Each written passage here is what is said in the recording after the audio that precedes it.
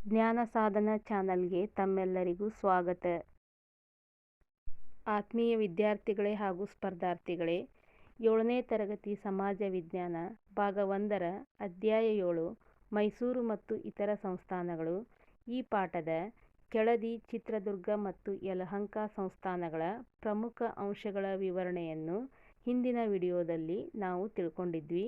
ಈ ವಿಡಿಯೋದಲ್ಲಿ ಈ ಅಧ್ಯಾಯದ ಮುಂದುವರೆದ ಭಾಗವಾದಂತಹ ಕೊಡಗು, ಕಿತ್ತೂರು, ತುಳುನಾಡು ಮತ್ತು ಹೈದರಾಬಾದ್ ಕರ್ನಾಟಕ ಸಂಸ್ಥಾನಗಳ ಪ್ರಮುಖ ಅಂಶಗಳ ವಿವರಣೆಯನ್ನು ಇಲ್ಲಿ ವಿವರಿಸಲಾಗಿದೆ. ಕರ್ನಾಟಕ ರಾಜ್ಯ ಸರ್ಕಾರ ನಡೆಸುವ ಟಿಇಟಿ ಪರೀಕ್ಷೆಯಲ್ಲಿ ಸಮಾಜ ವಿಜ್ಞಾನ ಅಭ್ಯರ್ಥಿಗಳಿಗೆ ಅತ್ಯಂತ ಉಪಯುಕ್ತವಾದ ವಿಷಯಾಂಶ ಇದಾಗಿದೆ. ಕೊಡಗು ಅಂದಾಕ್ಷಣ ನಮ್ಮೆಲ್ಲರಿಗೂ ನೆನಪಾಗುವುದು ಕರ್ನಾಟಕದ ಜೀವನದಿಯಾದಂಥ ಕಾವೇರಿ ನದಿ. ಯಾಕೆಂದರೆ ಈ ಕಾವೇರಿ ನದಿಯು ಉಗಮವಾಗಿದ್ದು ಈ ಕೊಡಗಿನ ತಲಕಾವೇರಿಯಲ್ಲಿ. ಈ ಕೊಡಗಿನ ಹೆಚ್ಚಿನ ಜನರು ಮಾತನಾಡುವಂಥ ಭಾಷೆ ಯಾವುದಂದರೆ ಕೊಡವ ಭಾಷೆ ಅಥವಾ ಅರೆ ಭಾಷೆ. ನಾಗರಹೊಳೆ ಎನ್ನುವಂಥ ಒಂದು ರಾಷ್ಟ್ರೀಯ ಉದ್ಯಾನವನ ಇಲ್ಲಿದೆ. ಈ ಕೊಡಗನ್ನು ಆಡಳಿತ ಮಾಡಿದಂತಹ ಪ್ರಮುಖ ರಾಜಮನೆತನ ಯಾವುದಂದರೆ ಹಾಲೇರಿ ಅರಸು ಮನೆತನ. ಈ ಹಾಲೇರಿ ಅರಸು ಮನೆತನವನ್ನು 17ನೇ ಶತಮಾನದ ಆರಂಭದಲ್ಲಿ ವೀರರಾಜನು ಅನ್ನುವಂಥವನು ಸ್ಥಾಪನೆ ಮಾಡಿದನು. ಮುಂದೆ ಮುದ್ದುರಾಜನು ಈ ಮನೆತನವನ್ನು ಆಡಳಿತ ಮಾಡಿದನು. ಈ ಮುದ್ದುರಾಜನು ಮುದ್ದುರಾಜಕೇರಿ ಅನ್ನುವಂಥ ನಗರವನ್ನು ನಿರ್ಮಾಣ ಮಾಡಿಸಿದನು. ಅಷ್ಟೇ ಅಲ್ಲದೆ ಅದನ್ನು ತನ್ನ ರಾಜಧಾನಿಯನ್ನಾಗಿ ಮಾಡಿಕೊಂಡು ಆಡಳಿತ ಮಾಡಿದನು.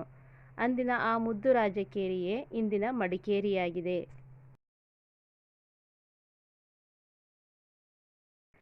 ಈ ಕೊಡಗನ್ನು 18ನೇ ಶತಮಾನದ ಉತ್ತರಾರ್ಧದಲ್ಲಿ ಹೈದರಾಲಿ ಮತ್ತು ಟಿಪ್ಪು ಸುಲ್ತಾನರು ಆಡಳಿತ ಮಾಡಿದರು. ಆ ಸಂದರ್ಭದಲ್ಲಿ ಕೊಡಗಿನ ರಾಜನಾದಂಥ ವೀರರಾಜನು ಟಿಪ್ಪುವಿನ ಬಂದಿಯಾಗಿದ್ದನು. ಈ ವೀರರಾಜನು ಟಿಪ್ಪುವಿನ ಬಂದಿಯಾದಂಥ ಸಂದರ್ಭದಲ್ಲಿ ಟಿಪ್ಪುವಿನ ಕೈಯಿನಿಂದ ತಪ್ಪಿಸಿಕೊಂಡು ಮುಂದೆ ಬ್ರಿಟಿಷರ ಸಹಾಯದಿಂದ ಈತನು ಕೊಡಗನ್ನು ವಶಪಡಿಸಿಕೊಂಡನು. ಕೊಡಗು ಮತ್ತು ಬ್ರಿಟಿಷರ ನಡುವಿನ ಸಂಬಂಧ ಯಾವ ರೀತಿಯಾಗಿತ್ತು ಅಂತಂದರೆ, ಟಿಪ್ಪುವಿನ ಮರಣದ ನಂತರ ಕೊಡಗಿನ ಅರಸರು ಮತ್ತು ಬ್ರಿಟಿಷರು ಬಹಳಷ್ಟು ಸ್ನೇಹದಿಂದ ಇದ್ದರು. ಆದರೆ ಇದು ಬಹಳಷ್ಟು ದಿನಗಳ ಕಾಲ ಮುಂದುವರಿಯಲಿಲ್ಲ. ಮುಂದೆ ಬ್ರಿಟಿಷರು 1834ರಲ್ಲಿ ಕೊಡಗನ್ನು ವಶಪಡಿಸಿಕೊಂಡರು. ಕೊಡಗಿನ ಕೊನೆಯ ಅರಸನಾದಂತಹ ಚಿಕ್ಕವೀರ ರಾಜೇಂದ್ರನನ್ನು ಅವರು ಗಡೀಪಾರು ಮಾಡಿದರು. ಅಷ್ಟೇ ಅಲ್ಲದೆ ಬ್ರಿಟಿಷರು ಕೊಡಗನ್ನು ವಿಭಜಿಸಿ ಕೊಡಗಿನ ಭಾಗವಾಗಿದ್ದಂಥ ಅಮರಸುಳ್ಯವನ್ನು ಅವರು ಕೆನರಾ ಜಿಲ್ಲೆಗೆ ಸೇರಿಸಿದರು. ಅಮರಸುಳ್ಯ ಹೋರಾಟ. ಬ್ರಿಟಿಷರು ಅಮರಸುಳ್ಯವನ್ನು ಕೆನರಾ ಜಿಲ್ಲೆಗೆ ಸೇರಿಸಿದ್ದರು. ಈ ಕೆನರಾ ಜಿಲ್ಲೆಯಲ್ಲಿ ರೈತರ ಮೇಲೆ ಹೆಚ್ಚಿನ ಒಂದು ಕಂದಾಯವನ್ನು ಬ್ರಿಟಿಷರು ವಿಧಿಸಿದ್ದರು. ಹಾಗಾಗಿ ಅಲ್ಲಿನ ರೈತರು ಬ್ರಿಟಿಷರ ವಿರುದ್ಧ ಹೋರಾಟ ಮಾಡಿದರು. ಅಷ್ಟೇ ಅಲ್ಲದೆ ಬ್ರಿಟಿಷರನ್ನು ಕೊಡಗಿನಿಂದ ಓಡಿಸಲು ದೃಢ ಸಂಕಲ್ಪವನ್ನು ಅವರು ಮಾಡಿದರು. ಈ ಹೋರಾಟವನ್ನು 1837ರ ಅಮರಸುಳ್ಯ ಹೋರಾಟ ಎಂದು ಕರೆಯಲಾಗುವುದು. ಈ ಹೋರಾಟಗಾರರು ಸುಳ್ಯ, ಪುತ್ತೂರು, ಕಾಸರಗೋಡು ಹಾಗೂ ಮಂಗಳೂರನ್ನು 13 ದಿನಗಳ ಕಾಲ ತಮ್ಮ ವಶಕ್ಕೆ ತೆಗೆದುಕೊಂಡರು. ಆದರೆ ಬ್ರಿಟಿಷರು ಈ ಹೋರಾಟವನ್ನು ಬಗ್ಗು ಬಡಿದರು. ಅಷ್ಟೇ ಅಲ್ಲದೆ ಅನೇಕ ಹೋರಾಟಗಾರರನ್ನು ಬ್ರಿಟಿಷರು ಗಲ್ಲು ಶಿಕ್ಷೆಗೂ ಸಹ ಒಳಪಡಿಸಿದರು. ಈ ಹೋರಾಟದ ಪ್ರಮುಖ ನಾಯಕರು ಯಾರಾಗಿದ್ದರಂದ್ರೆ ಪುಟ್ಟಬಸಪ್ಪ, ಕಲ್ಯಾಣಸ್ವಾಮಿ ಮತ್ತು ಗುಡ್ಡೆಮನೆ ಅಪ್ಪಯ್ಯಗೌಡ. ಸ್ವಾತಂತ್ರ್ಯ ನಂತರ ಕೆಲವೊಂದಿಷ್ಟು ಕಾಲ ಈ ಕೊಡಗು ಪ್ರತ್ಯೇಕ ರಾಜ್ಯವಾಗಿಯೇ ಉಳಿದಿತ್ತು. ನಂತರ 1956ರಲ್ಲಿ ಅಂದರೆ ಕರ್ನಾಟಕ ಏಕೀಕರಣದ ಸಂದರ್ಭದಲ್ಲಿ ಈ ಕೊಡಗು ಕರ್ನಾಟಕದಲ್ಲಿ ವಿಲೀನವಾಯಿತು. ಕೊಡಗಿನ ಈ ಇಬ್ಬರು ವೀರರನ್ನು ಕೊಡಗಿನ ಕಣ್ಮಣಿಗಳು ಎಂದೇ ಕರೆಯಲಾಗುವುದು. ಆ ಇಬ್ಬರು ವೀರರು ಯಾರು ಎಂದರೆ ಫೀಲ್ಡ್ ಮಾರ್ಷಲ್ ಕೆ.ಎಂ. ಕಾರ್ಯಪ್ಪ ಹಾಗೂ general KS. Thimayya. Field marshal KM. ಕಾರ್ಯಪ್ಪನವರ ಕೆಲವೊಂದಿಷ್ಟು ಪ್ರಮುಖ ಸಾಧನೆಗಳನ್ನು ತಿಳ್ಕೊಳ್ಳೋಣ. ಇವರು ಕೊಡಗಿನ ಹೆಸರನ್ನು ಜಗತ್ತಿಗೆ ಪರಿಚಯ ಮಾಡಿದವರಲ್ಲಿ ಪ್ರಮುಖ ವ್ಯಕ್ತಿಯಾಗಿದ್ದಾರೆ. ಇವರು ಬ್ರಿಟಿಷರ ಕಾಲದಲ್ಲಿ ಪ್ರಥಮ ಭಾರತೀಯ ಜನರಲ್ ಆಗಿದ್ದರು. ಇವರು ಸ್ವತಂತ್ರ ಭಾರತದ ಭೂಸೇನೆ, ನೌಕಾದಳ ಮತ್ತು ವಾಯುಪಡೆಗಳಿಗೆ ಮೊದಲ ಅಧಿಪತಿಯಾಗಿದ್ದರು. ಆಡಳಿತ ಶೌರ್ಯ ಸಾಹಸಕ್ಕೆ ಹೆಸರಾದಂತಹ ಕಾರ್ಯಪ್ಪನವರಿಗೆ ಫೀಲ್ಡ್ ಮಾರ್ಷಲ್ ಎನ್ನುವಂತಹ ಅತ್ಯುನ್ನತ ಪದವಿಯನ್ನು ನೀಡಿ ಗೌರವಿಸಲಾಗಿದೆ. ಕೆ. ಎಸ್. ತಿಮ್ಮಯ್ಯನವರು ಕೊಡಗಿನ ಮಹಾನ್ ದೇಶಭಕ್ತರಾಗಿದ್ದರು. ಇವರು ಭಾರತ ಮತ್ತು ಪಾಕಿಸ್ತಾನದ ಯುದ್ಧದಲ್ಲಿ ಭಾರತದ ವಿಜಯಕ್ಕೆ ಕಾರಣರಾದವರು. ಬೆಳಗಾವಿ ಜಿಲ್ಲೆಯ ಈ ಕಿತ್ತೂರು ಹಿಂದೆ ಸುಮಾರು 2 ಶತಮಾನಗಳ ಕಾಲ ಪ್ರಭಾವಶಾಲಿಯಾದಂಥ ರಾಜ್ಯವಾಗಿತ್ತು. ಅಷ್ಟೇ ಅಲ್ಲದೆ ವ್ಯಾಪಾರ ಹಾಗೂ ವ್ಯವಸಾಯಗಳಿಗೂ ಸಹ ಪ್ರಸಿದ್ಧವಾಗಿತ್ತು. ಕಿತ್ತೂರು ಅಂದಾಕ್ಷಣ ನಮ್ಮೆಲ್ಲರಿಗೂ ನೆನಪಾಗುವುದು ವೀರವನಿತೆ ಕಿತ್ತೂರಿನ ರಾಣಿ ಚೆನ್ನಮ್ಮ.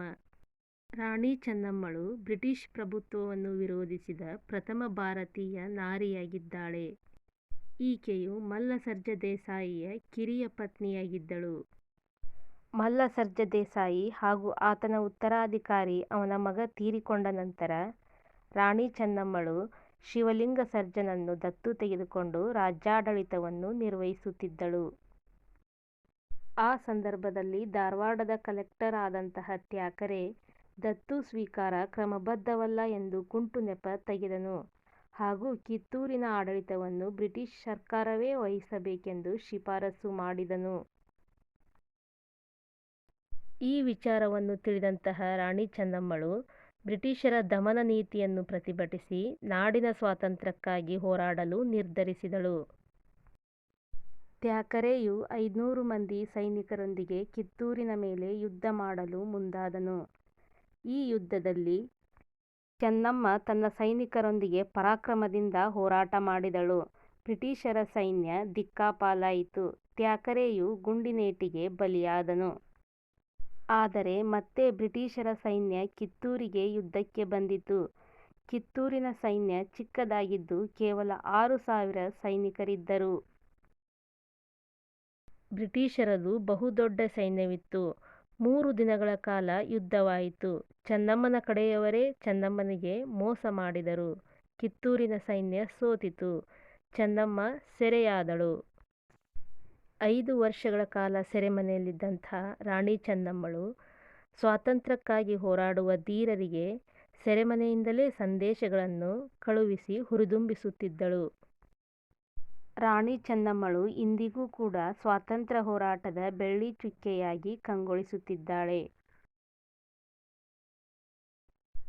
ಸಂಗೊಳ್ಳಿ ರಾಯಣ್ಣ. ಸಂಗೊಳ್ಳಿ ರಾಯಣ್ಣನು ರಾಣಿ ಚೆನ್ನಮ್ಮನ ನಿಷ್ಠಭಂಟನಾಗಿದ್ದನು. ಈತನು ರಾಣಿ ಚೆನ್ನಮ್ಮನ ಬಂಧನದ ನಂತರ ಕಿತ್ತೂರಿನ ನಾಯಕತ್ವ ವಹಿಸಿ ಬ್ರಿಟಿಷರ ವಿರುದ್ಧ ಹೋರಾಡಲು ಸೈನ್ಯವನ್ನು ಸಂಘಟಿಸಿದನು. ಈತನು ಗೆರಿಲ್ಲಾ ಯುದ್ಧದಲ್ಲಿ ಪ್ರವೀಣನಾಗಿದ್ದನು. ಬ್ರಿಟಿಷರ ಕಚೇರಿಗಳನ್ನು ಸುಟ್ಟು ಅವರ ಖಜಾನೆಗಳನ್ನು ಲೂಟಿ ಮಾಡಿದನು. ಬ್ರಿಟಿಷರಿಗೆ ರಾಯಣ್ಣನನ್ನು ನೇರ ಯುದ್ಧದಲ್ಲಿ ಸೋಲಿಸಲು ಸಾಧ್ಯವಾಗಲಿಲ್ಲ. ಹಾಗಾಗಿ ಬ್ರಿಟಿಷರು ರಾಯಣ್ಣನ ವಿರುದ್ಧ ಕುಟಿಲೋಪಾಯ ಮಾಡಿದರು. ಬ್ರಿಟಿಷರ ಹಣದಾಸೆಗೆ ಬಲೆ ಬಿದ್ದಂತಹ ದೇಶದ್ರೋಹಿಗಳು ರಾಯಣ್ಣನನ್ನು ಮೋಸದಿಂದ ಸೆರೆಹಿಡಿದು ಕೊಟ್ಟರು. ರಾಯಣ್ಣನನ್ನು ಹಾಗೂ ಆತನ 6 ಮಂದಿ ಸಂಗಡಿಗರನ್ನು ಬ್ರಿಟಿಷರು ಸಾರ್ವಜನಿಕವಾಗಿ ಗಲ್ಲಿಗೇರಿಸಿದರು. ರಾಯಣ್ಣನ ಅಂತ್ಯದರ್ಶನ ಪಡೆಯಲು ಬಂದಂಥ ಕೆಂಚವ್ವನಿಗೆ ನಮಿಸಿ ರಾಯಣ್ಣನು ನಗುನಗುತ್ತಲೇ ಗಲ್ಲಿಗೇರಿದನು. ರಾಯಣ್ಣ ಹಾಗೂ ಆತನ 6 ಜನ ಸಂಗಡಿಗರನ್ನು ನಂದಗಡದಲ್ಲಿ ಸಮಾಧಿ ಮಾಡಲಾಯಿತು. ರಾಯಣ್ಣನ ಸಮಾಧಿಯ ಮೇಲೆ ಆತನ ಅನುಯಾಯಿ ಬಿಚ್ಚುಗತ್ತಿ ಚನ್ನಬಸಪ್ಪನು ಆಲದ ಸಸಿಯೊಂದನ್ನು ನೆಟ್ಟನು. ಆತ ಎಷ್ಟೋ ವರ್ಷಗಳ ಕಾಲ ಅಲ್ಲಿಯೇ ಬೈರಾಗಿಯಾಗಿ ಉಳಿದಿದ್ದನು. ಹಾಗೂ ಆ ಆಲದ ಮರ ಈಗಲೂ ಸಹ ಇದೆ. ರಾಯಣ್ಣನ ನಂತರ ಅವನ ಅನುಯಾಯಿಗಳು ಬಂಡಾಯವನ್ನು ಮುಂದುವರೆಸಿ ಕಿತ್ತೂರ ಜನತೆಯ ಸ್ವಾತಂತ್ರ್ಯ ಪ್ರೇಮವನ್ನು ತೋರಿಸಿಕೊಟ್ಟರು. ಪ್ರಾಚೀನ ಕಾಲದಲ್ಲಿ ಕರ್ನಾಟಕದ ಕರಾವಳಿಯ ಒಂದು ಭಾಗವನ್ನು ತುಳುನಾಡು ಎಂದು ಕರೆಯುತ್ತಿದ್ದರು. ಹೆಚ್ಚು ಕಡಿಮೆ ಈಗಿನ ಉತ್ತರ ಕನ್ನಡ ಹಾಗೂ ಉಡುಪಿ ಜಿಲ್ಲೆಗಳು ತುಳುನಾಡಿನ ಪ್ರದೇಶಗಳನ್ನು ಒಳಗೊಂಡಿದ್ದವು. ಪುರಾಣ ಸಾಹಿತ್ಯದಲ್ಲಿ ಈ ಕ್ಷೇತ್ರವು ಪರಶುರಾಮ ಕ್ಷೇತ್ರವೆನಿಸಿದೆ. ಇಲ್ಲಿನ ಬಹುತೇಕ ಜನರು ಮಾತನಾಡುವ ಭಾಷೆಗಳು ಯಾವುವೆಂದರೆ ತುಳು ಭಾಷೆ, ಕೊಂಕಣಿ ಭಾಷೆ ಮತ್ತು ಬ್ಯಾರಿ ಭಾಷೆ.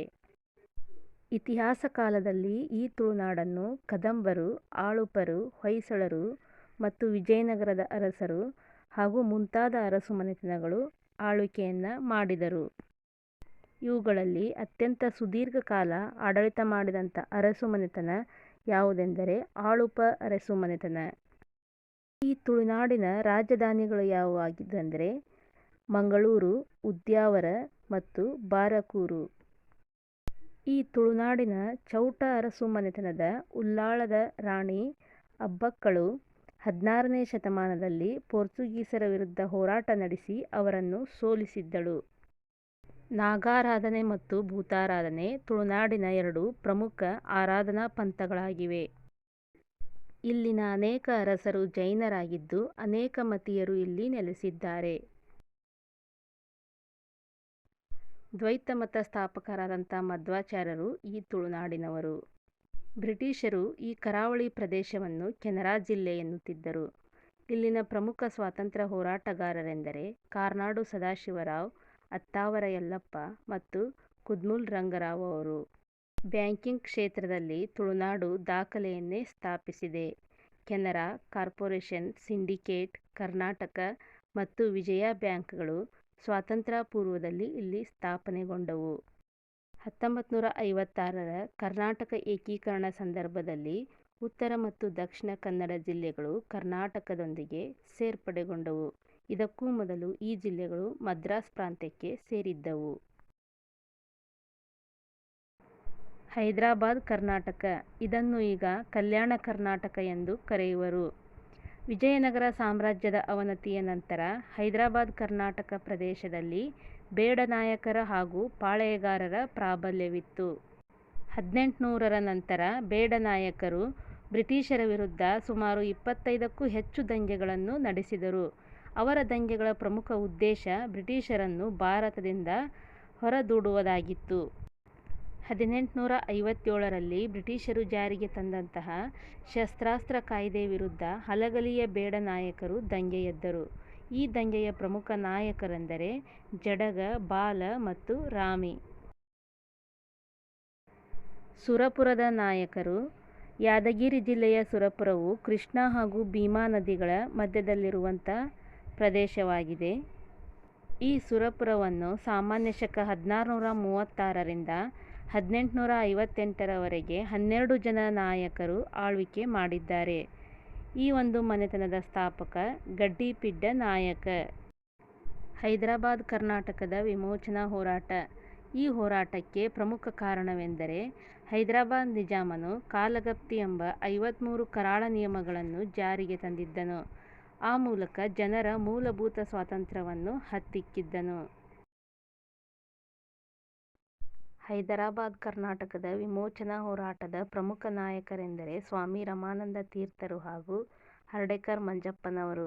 ಈ ಹರ್ಡೆಕರ್ ಮಂಜಪ್ಪನವರನ್ನು ಕರ್ನಾಟಕದ ಗಾಂಧಿ ಎಂದೇ ಕರೆಯುವರು. ವಂದೇ ಮಾತರಂ ಚಳವಳಿಯ ಪ್ರಮುಖ ನಾಯಕರಾದಂಥ ರಾಮಚಂದ್ರ ರಾವ್ ಇವರನ್ನು ವಂದೇ ಮಾತರಂ ರಾಮಚಂದ್ರ ರಾವ್ ಎಂದೇ ಕರೆಯುವರು.